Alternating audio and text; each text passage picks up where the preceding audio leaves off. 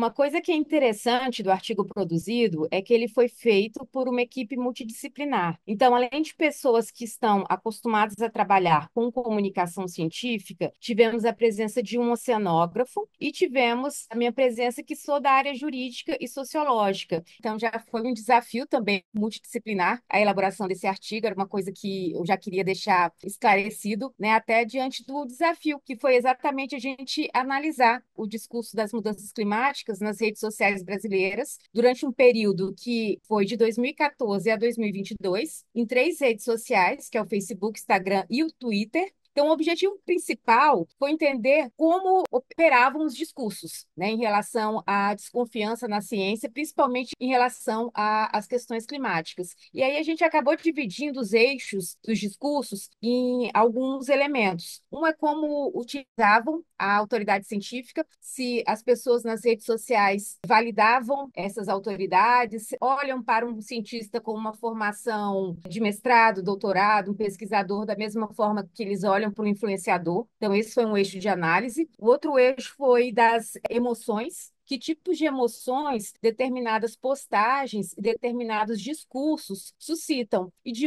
onde eles provêm. Então, nós tivemos esse eixo, né, dos tipos de discurso, os tipos de autoridade e os tipos de emoções que eram suscitadas. E como isso poderia impactar a confiança da população brasileira na ciência. Dentro dessa construção, nós adotamos uma metodologia que a gente chamou de multimétodo, exatamente porque temos pessoas de diferentes áreas, e longitudinal. Então, primeiro havia essa coleta de dados, e a partir daí, nós começamos a fazer uma filtragem dos conteúdos relacionados primeiros à mudança climática e ao aquecimento global, eram dois dos termos principais, e aí começaram as técnicas de extração. Então, houve um treinamento de uma inteligência artificial para que ela reconhecesse e fizesse esses recortes em relação aos tipos de emoções, em relação aos tipos de autoridades, e a partir dali a gente mergulhasse numa análise que também foi qualitativa. Então, com base nos dados que nós analisamos, tivemos inclusive uma surpresa nos resultados, porque não verificamos um aumento significativo do negacionismo climático dentro da população brasileira.